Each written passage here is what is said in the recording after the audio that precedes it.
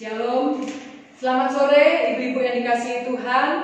Kita bersyukur kalau kita ada sebagaimana kita ada sampai hari ini. Itu semua karena kasih setia Tuhan dalam hidup kita. Apa yang sudah diperbuat oleh Tuhan, Dia yang memulai pekerjaan baik dalam diri kita, Dia juga yang akan meneruskan sesuai dengan kasih karunia-Nya. Kita akan mulai ibadah kita pada sore hari ini, baik untuk ibu-ibu yang ada di GMI Kalongan, di Banyurep, yang ada di Sidoarjo, maupun yang ada di Surabaya. Mari kita siapkan hati kita dengan sungguh-sungguh. Mari kita naikkan pujian kita dan kita katakan, dari semula Engkau mengatur hidupku sungguh amat baik.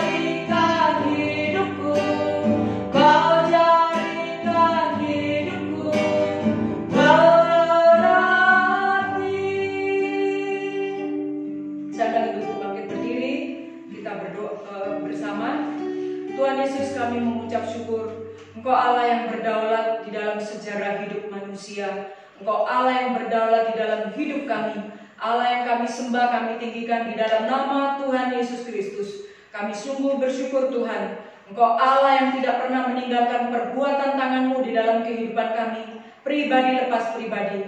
Terbukti kalau kami ada sampai hari ini, itu semua karena rencana-Mu yang indah di dalam kehidupan kami. Apapun yang kami lalui, baik itu menyenangkan atau tidak menyenangkan kami, Engkau Allah tidak pernah berubah di dalam hidup kami. Oleh sebab itu pada sore hari ini, kami menyerahkan tubuh jiwa roh kami untuk kami beribadah kepada Tuhan. Berkati kami semua, setiap ibu-ibu juga, dari lewat ibadah pada sore hari ini. Tuhan menyegarkan kami, Tuhan menguatkan, menghiburkan kami, Tuhan mengoreksi kami, supaya kami hidup semakin setia kepada panggilan Tuhan. Berkati kami semua, kami menyerahkan ibadah kami dari awal, pertengahan hingga akhirnya di dalam pertolongan Tuhan. Berkati hamba-Mu, berkati saudara Vela, berkati saudara Agripa, sehingga dalam pelayanan ini Engkau yang diagungkan, dimuliakan. Di dalam nama Tuhan Yesus Kristus kami mengucap syukur dan kami berdoa. Amin. Silakan duduk. Nah, ibu-ibu yang dikasihi Tuhan, Kita bersyukur bahwa Allah tidak pernah lalai menggenapi janji dan firman-Nya di dalam kehidupan kita. Maka itu membuat kita terus bersyukur, berharap hanya kepada Dia, Yesus Kristus Tuhan. Dia tak pernah gagal karena Dia Allah.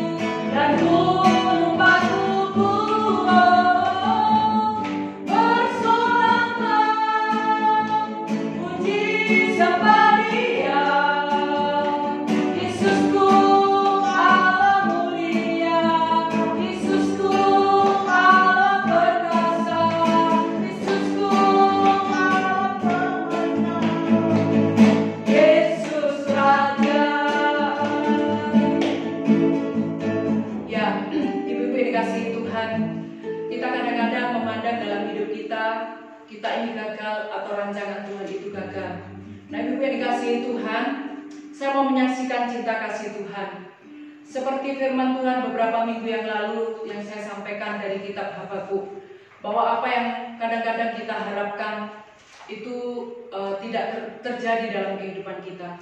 Bahkan apa yang kita miliki itu kadang-kadang hilang. Bagi orang yang tidak hidup di dalam firman Tuhan, pasti dia akan mengasihani diri dan tidak lagi percaya kepada Tuhan.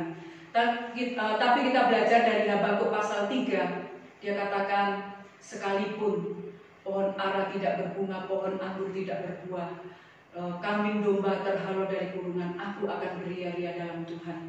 Dia kuat karena dia di dalam Tuhan. Dia kuat karena ada Tuhan yang menopang dia. Dan itu juga yang sungguh saya rasakan secara pribadi di dalam kehidupan saya. Banyak harapan saya, khususnya dalam keluarga kami, dengan pernikahan anak pertama kami, Pamela. Ya, memang kami doakan, kami harapkan kami bisa memberangkatkan anak kami dalam pernikahan yang sungguh berkesan. Tapi apa yang menjadi rencana kita itu belum tentu yang terbaik bagi Tuhan. Dan Tuhan izinkan dalam kondisi pandemi ini, tanggal 4 Juli kemarin, anak kami boleh diberkati. Ya, satu sisi saya sedih karena apa? Tidak bisa semua keluarga, baik dari keluarga saya, keluarga dari Pak Charles, teman-teman, sahabat Pamela, bahkan Bapak Ibu, semua yang mengasihi kami bisa hadir. Hanya kurang lebih 30 orang yang boleh hadir. Waktu hal ini terjadi, sebetulnya saya secara pribadi bertanya kepada Tuhan, kenapa Tuhan izinkan ini? Tetapi kembali Tuhan mengingatkan kepada saya secara pribadi, waktu saya mengambil waktu dalam doa dan puasa, Tuhan mengingatkan bahwa Tuhan itu memeliharakan orang-orang benar. Dia memagari orang-orang benar dengan perisai seperti perisai. Berarti Tuhan tahu apa yang terbaik untuk kehidupan anak-anaknya dan hamba-hambanya. Walaupun satu sisi kami sedih, tetapi satu sisi kami juga bersyukur bahwa selama ini memang sudah kami doakan, khususnya dari besan saya, Bapak Subono juga katakan acara ini tidak bisa dimundurkan lagi. Kami maunya dimundurkan bulan Oktober atau November. Tapi itulah waktu Tuhan, itu waktu yang terbaik. Rancangan Tuhan itu rancangan yang sempurna. Sehingga tanggal 4 Juli acara dapat berjalan dengan baik lewat live streaming. Dan semua Tuhan siapkan. Tuhan kirimkan orang-orang yang tepat untuk menolong kami, menolong hamba-hambanya. Ya, di dalam acara ini Tuhan kirimkan orang-orang yang tepat, yang tidak pernah kami pikirkan, itu yang Tuhan siapkan, sehingga semua acara ini dapat berjalan dengan baik. Dan dalam acara ini yang mau saya saksikan adalah besan saya, Pak Subono pada waktu itu begitu semangat.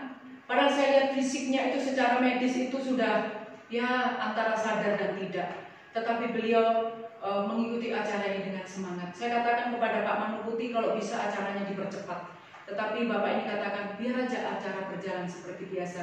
Dan singkat cerita, beliau tidak bisa mengikuti acara sampai habis. Hanya sampai sambutan, kemudian doa makan, beliau duluan turun. Saya katakan, Pak, Bapak istirahat aja di bawah. Tapi satu kalimat yang membuat saya agak terperangah adalah, sudah Bu, saya sudah puas. Saya melihat anak kita, Deon dan Pamela menikah, itu adalah berkat Tuhan. Saya siap kapanpun Tuhan memanggil saya. Saya titip Deon, anak saya.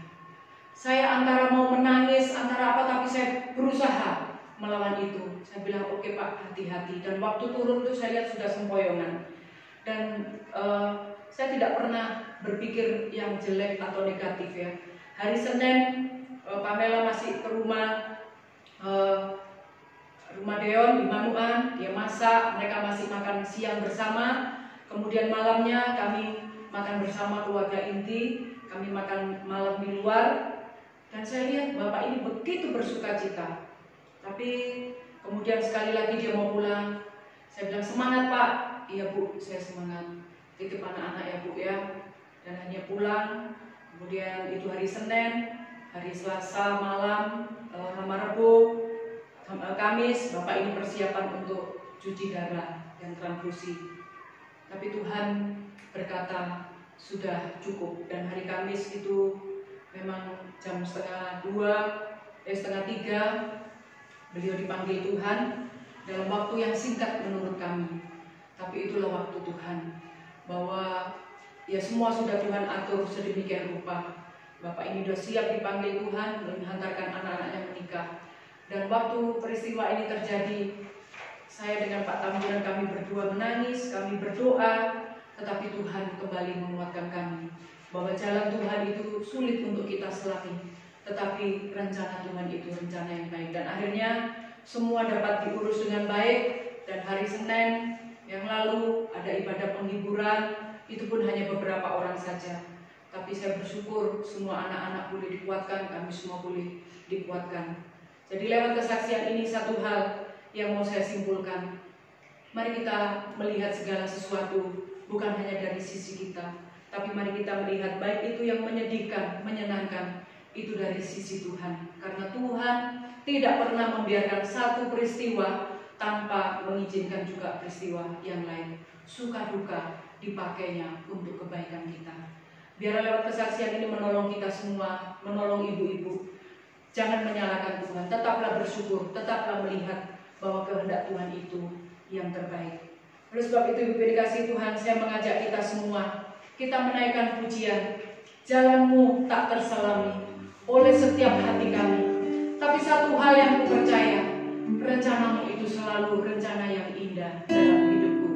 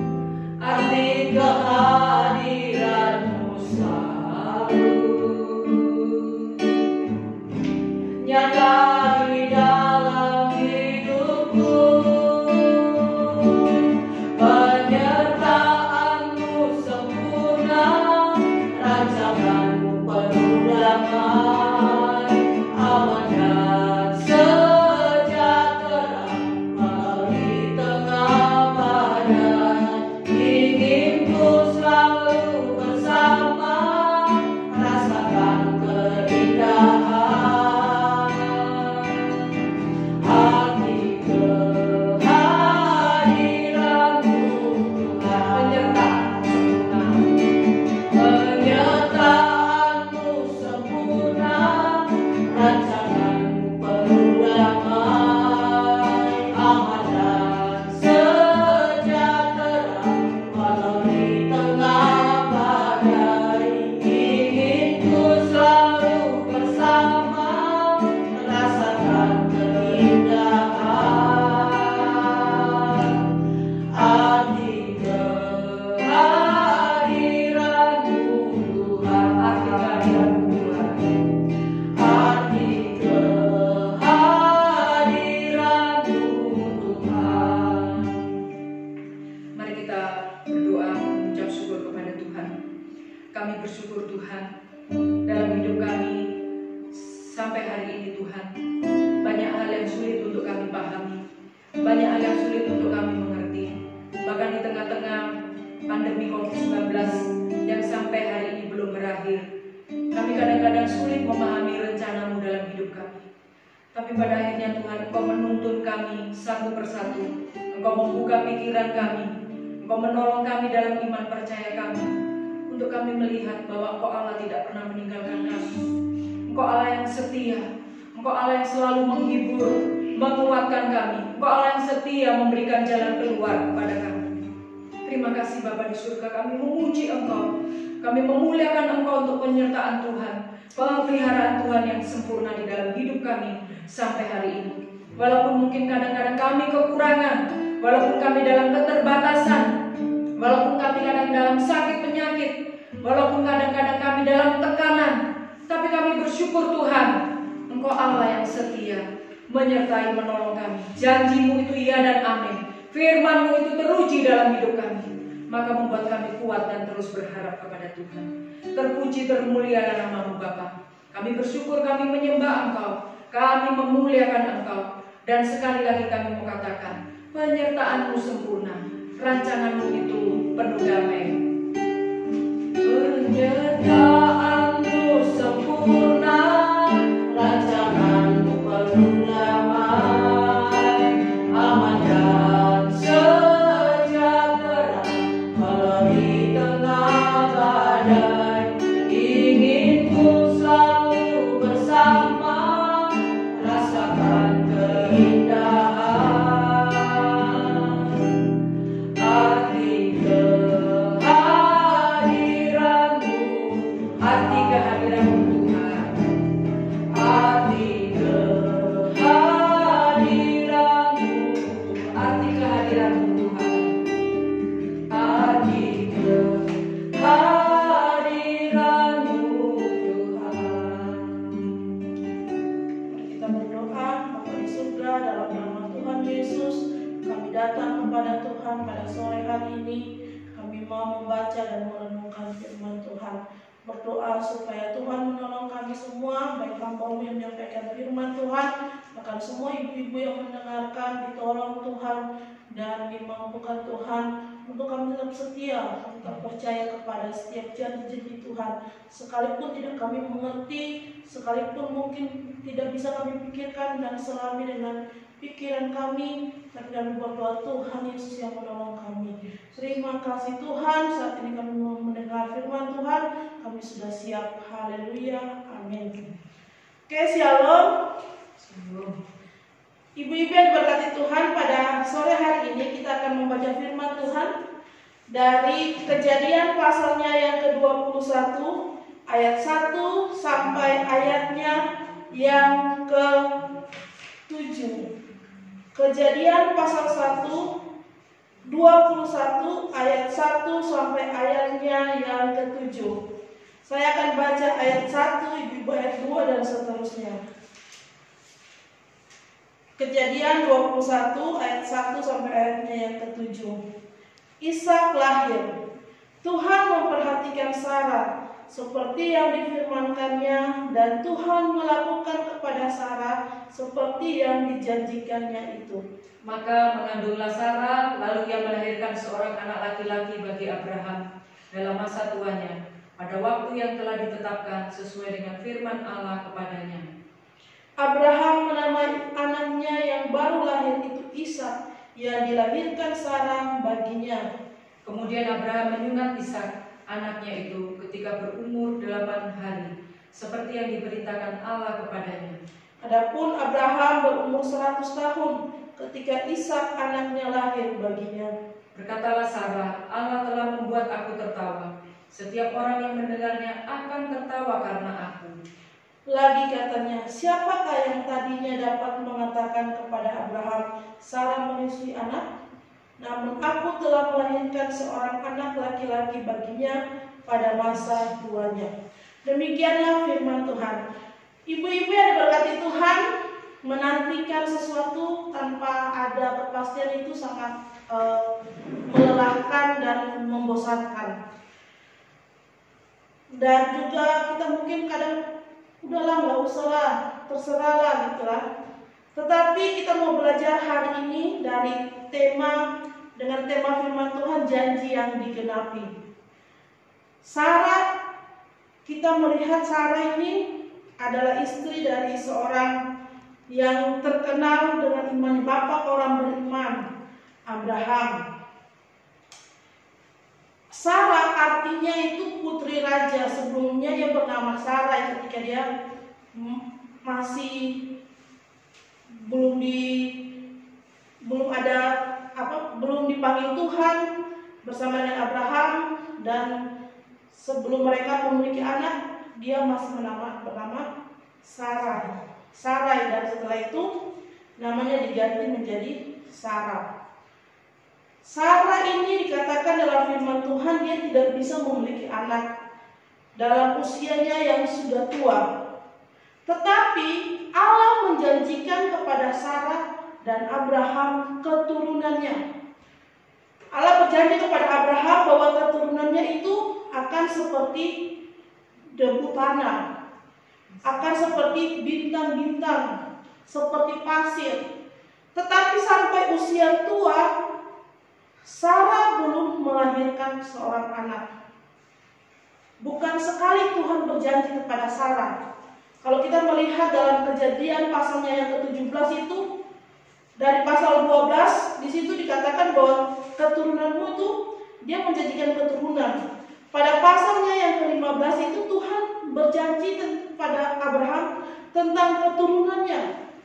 Pada pasalnya yang ke-17, Tuhan berjanji lebih jelas bahwa keturunannya itu akan lahir dari seorang bernama Sarah, dari istrinya sendiri, bukan dari Hagar, bukan dari siapa-siapa, tetapi dari Sarah sendiri. Dan pada pasal 18 ayat 10 di situ Tuhan juga mengulang sekali lagi janji kepada Abraham bahwa tahun depan Sarah akan melahirkan seorang anak laki-laki. Janji yang diberikan Tuhan kepada Sarah itu, kepada Abraham dan kepada Sarah itu butuh waktu yang sangat lama. Dan pada pasal 18 di situ dikatakan bahwa Sarah itu sudah mati haid. Jadi dia sendiri tertawa ketika mendengar Tuhan berjanji, Tuhan memberitakan kalau tahun depan dia akan melahirkan seorang anak laki-laki. Makanya dia tertawa. Tetapi pasal 21 di situ dikatakan bahwa ayat 1, Tuhan memperhatikan Sarah seperti yang difirmankannya, dan Tuhan melakukan kepada Sarah seperti yang dijanjikannya. Ayat 2, maka mengandunglah Sarah, lalu ia melahirkan seorang anak laki-laki bagi Abraham dalam masa tuanya, pada waktu yang telah ditetapkan sesuai dengan firman Allah kepadanya. Penantian panjang dari Sarah dan Abraham digenapi Tuhan ketika Tuhan memperhatikan Sarah. Ibu-ibu yang diberkati Tuhan, terjemahan lain untuk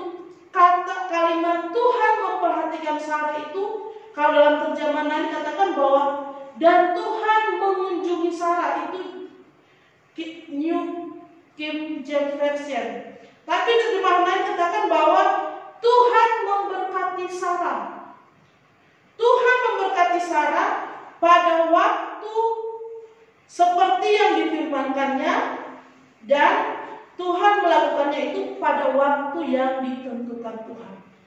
Jadi kalau kita melihat ini seperti sesuatu yang skenario itu sangat lama, tetapi itu akhirnya tergenapi menurut waktunya Tuhan. Ketika sudah waktunya, maka saat itu Tuhan mengunjungi Sarah, memberikan berkat kepada Sarah, seorang anak laki-laki. Ibu-ibu yang diberkati Tuhan, bukan sesuatu yang mudah kalau kita ada dalam posisi seperti Sarah. Tetapi pada sore hari ini kita akan belajar tentang sikap hidup Sarah ketika dia menantikan janji Tuhan itu. Dari awal Tuhan berjanji sampai saat Tuhan menggenapi firman-Nya dalam hidupnya, bagaimana sikap hidup seorang Sarah. Yang pertama, kita melihat bahwa Sarah itu adalah orang yang taat. Ketaatan Sarah kepada Allah dan kepada suaminya. Bapak, ibu-ibu yang diberkati Tuhan, ketika Tuhan memanggil Abraham dalam pasal 12, Tuhan memanggil Abraham untuk pergi dari negerinya, dari sanak saudaramu, dari rumah bapamu ke negeri yang akan kutunjukkan kepadamu. Itu panggilan Allah kepada Abraham. Tetapi sebagai seorang istri, Abraham tidak mungkin pergi tanpa ada persetujuan dari seorang Sarah. Jadi saya menyimpulkan bahwa ketaatan Abraham juga ditunjang oleh karena ketaatan seorang Sarah. Ibu-ibu, Haran itu tempat yang makmur, yang sangat terkenal, yang masyhur. Di sana Abraham itu bukan orang yang miskin, tetapi orang kaya. Dia punya segalanya di sana. Untuk seorang perempuan yang harus meninggalkan kenyamanannya, kekayaannya, saudara-saudaranya, rumah bapaknya itu tidak mudah. Tetapi karena ketaatannya, Abraham pergi dan Sarah juga ikut pergi meninggalkan semua kenyamanan yang ada dalam rumahnya, kenyamanan di rumah bapaknya. Semua yang baik pasti ada di rumah bapak. Mau makan ada makanan, mau ada susah ada saudara yang lihat, mau ini ada saudara yang mendukung. Tetapi pergi ke tempat yang jauh yang tidak diketahui itu sesuatu yang berat. Tetapi Tuhan, Sarah bersama dengan Abraham pergi melakukan perintah Tuhan, taat melakukan perintah Tuhan. Ketaatan Sarah kepada Tuhan juga ditunjukkan kepada ketaatan dia kepada suaminya. Dalam 1 Petrus pasalnya yang ketiga,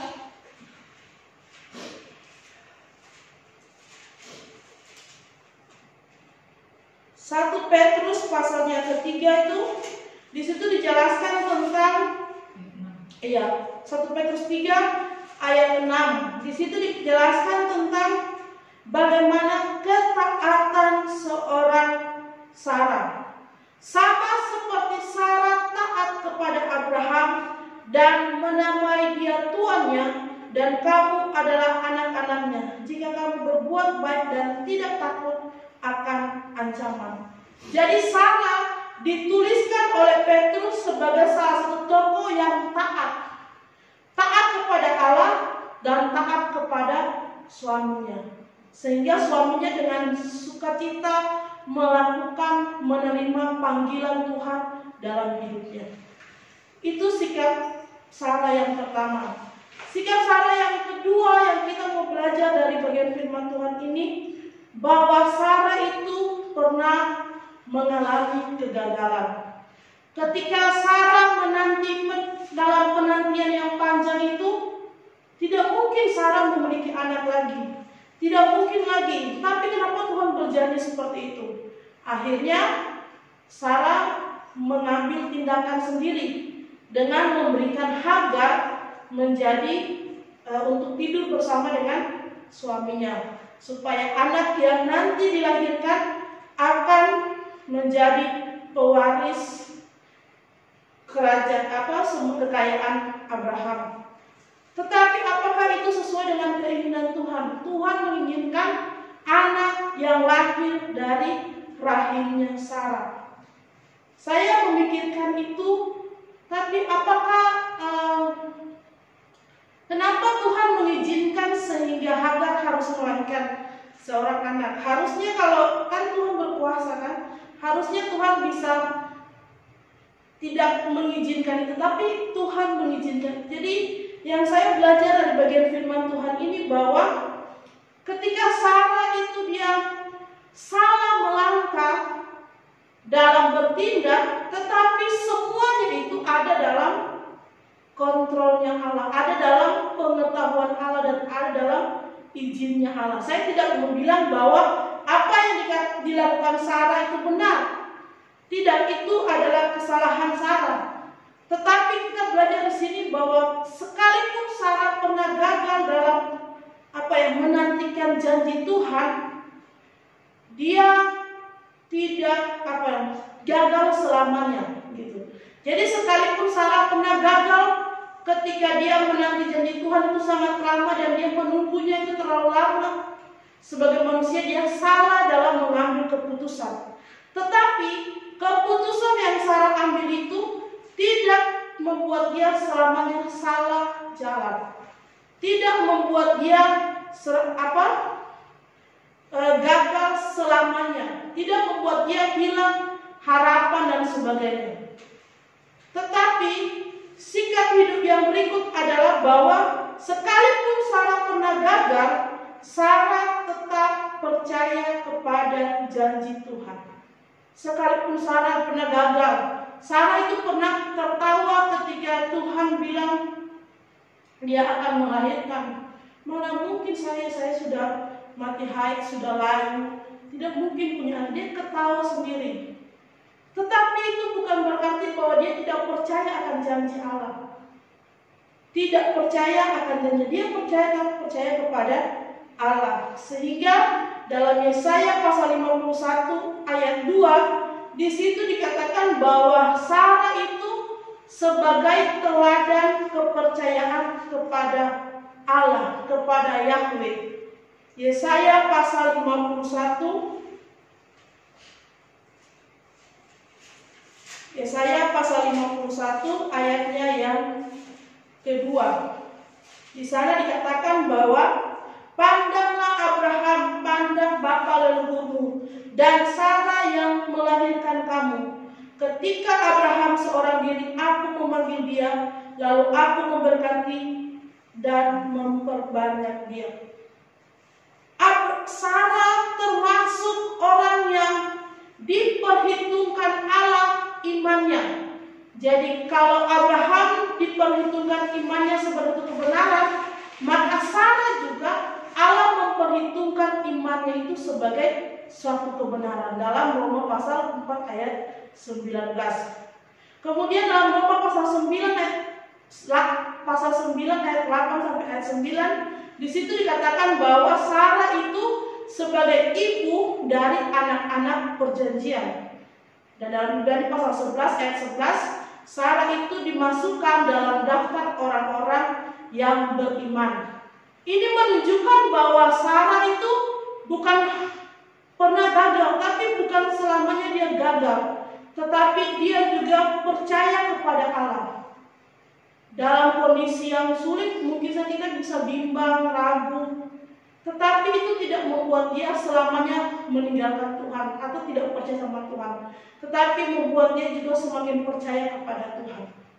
Ibu-ibu yang berkati Tuhan, dari bagian firman Tuhan yang kita renungkan pada sore hari ini, kita belajar bahwa dalam menantikan janji Tuhan digenapi dalam hidup kita, kita perlu ketaatan untuk menanti janji Tuhan itu. Kita perlu percaya sama Tuhan akan janji Tuhan itu. Sekalipun tidak bisa melihat, tetapi percaya bahwa Tuhan pasti menolong. Apa yang sudah Tuhan firmankan pasti akan terjadi dalam hidup kita. Kita belajar untuk taat seperti Tuhan Yesus taat sampai mati di kayu salib. Kita juga dituntut oleh Tuhan untuk taat, menantikan jawaban-jawaban doa kita, menantikan janji Tuhan digenapi dalam hidup kita. Apalagi dalam masa pandemi yang sulit ini, kita merasa bahwa seakan-akan Tuhan tidak menolong kita. Tetapi mari kita belajar seperti seorang Sarah, taat menanti janji Tuhan, taat sampai janji itu digenapi. Waktunya sangat lama. Dari Abraham usia 75 tahun sampai Ishak lahir, Abraham berusia 100 tahun. Ada 25 tahun Tuhan memberikan janji itu kepada Abraham dan Sarah, dan baru digenapi dalam waktu yang sangat lama. Jadi mari kita belajar dalam menantikan janji Tuhan, menantikan jawaban doa kita, jawaban doa yang kita naikkan kepada Tuhan. Kita belajar untuk taat, belajar untuk percaya kepada Tuhan.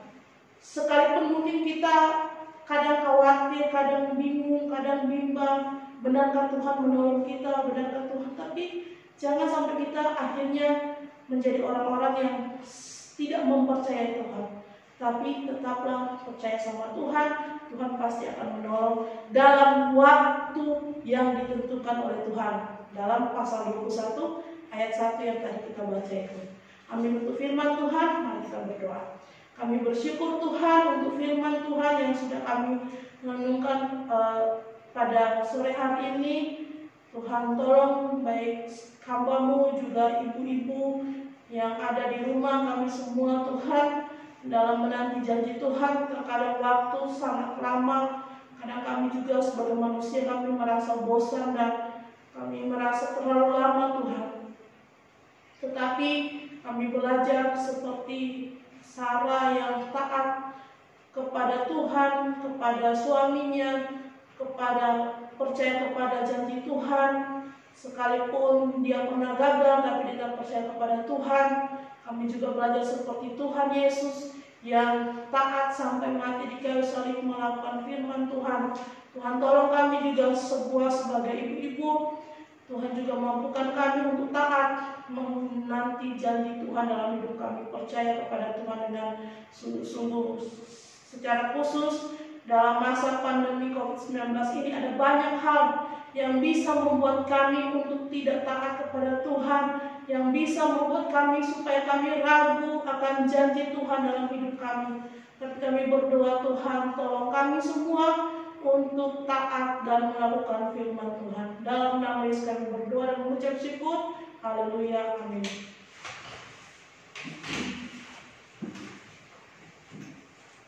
Kita mengucap syukur untuk firman Tuhan pada sore hari ini yang mengingatkan kepada kita kembali untuk tetap taat, setia, menanti janji Tuhan di dalam hidup kita, karena semua pasti akan digenapi dalam hidup kita. Kita menaikkan pujian, sungguh bangga Bapa punya Allah seperti Engkau, dan kita akan memberikan persembahan kita pada sore ini.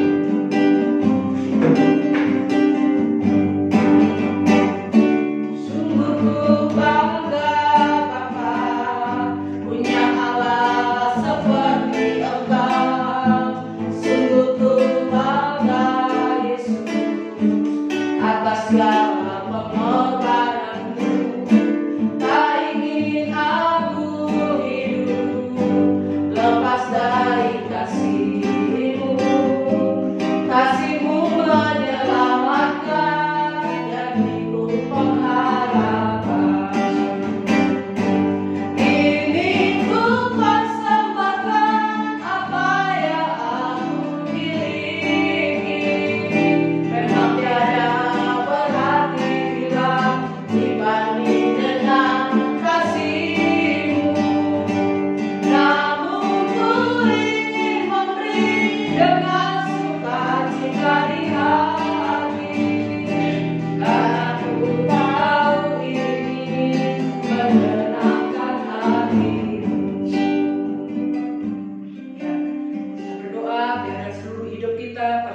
pemerintahan kita senantiasa menyenangkan dan memuliakan Tuhan.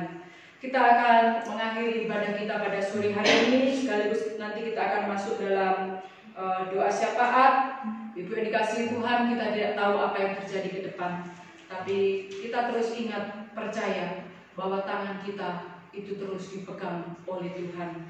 Saya mengundang kita semua bangkit berdiri, kita naikkan pujian Tak Ku Tahu Kan Hari Esok.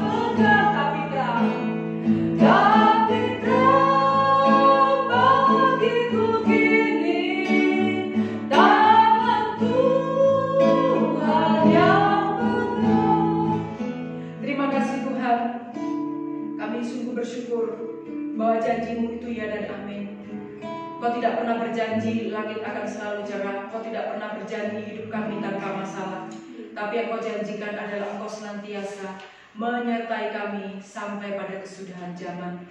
Biar itu terus menguatkan kami. Kami tidak tahu hari esok apa yang terjadi, tapi biarlah seperti firman Tuhan yang sudah kami renungkan, kami belajar taat, menanti, dan melihat bagaimana Tuhan menggenapi janji-Mu di dalam kehidupan kami. Terima kasih untuk hamba-Mu, Saudara Vela yang sudah menjadi saluran berkat bagi kami. Tuhan terus memberkati dalam pelayanan, bahkan sampai Januari nanti, karena COVID ini diperpanjang pelayanan di sini.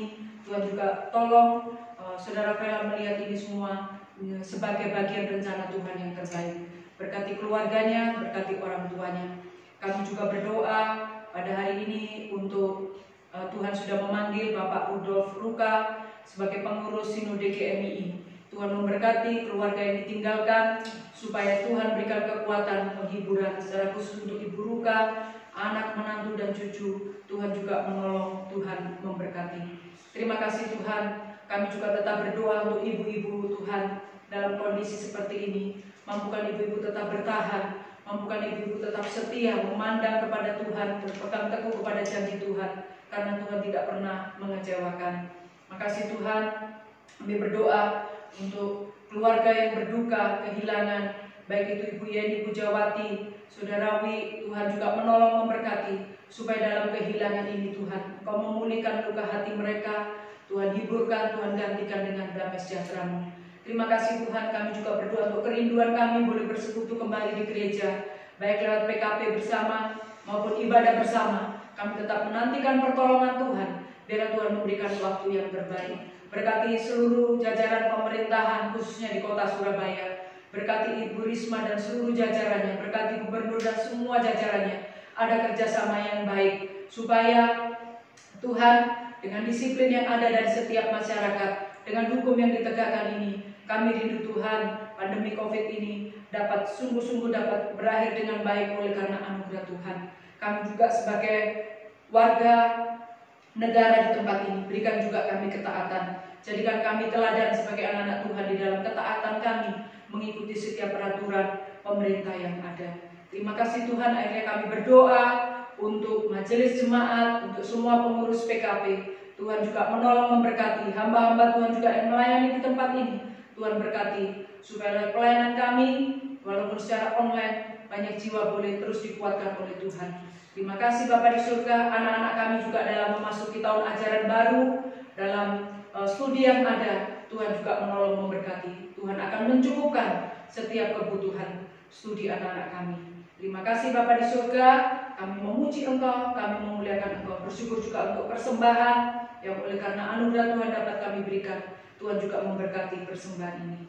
Terima kasih Bapa, sekali lagi kami menyerahkan seluruh hidup kami ke dalam tangan pengasihan-Mu. Siapkan juga kami esok pagi untuk kami beribadah bersama-sama dengan keluarga kami, sehingga kami semua diberkati oleh Tuhan. Segala hormat, pujian, kemuliaan hanya kami kembalikan kepada Bapa di surga yang senantiasa menyertai kami dari sekarang sampai selama-lamanya. Amin. Bapa, terima kasih.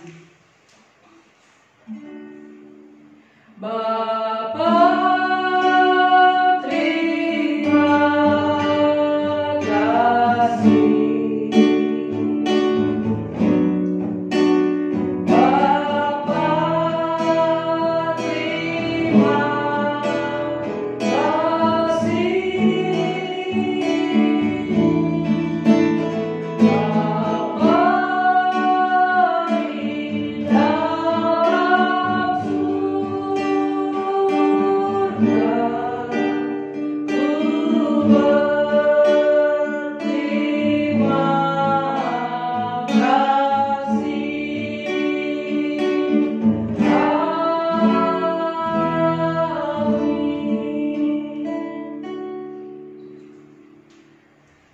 Amin, Tuhan Yesus berkati. Ibu-ibu jangan lupa minggu depan yang liturgos Ibu Yuri, nanti yang firman Tuhan Saudara Agripa Lautupang ya. Jadi ibu-ibu siap, tetap semangat dalam ibadah PKP.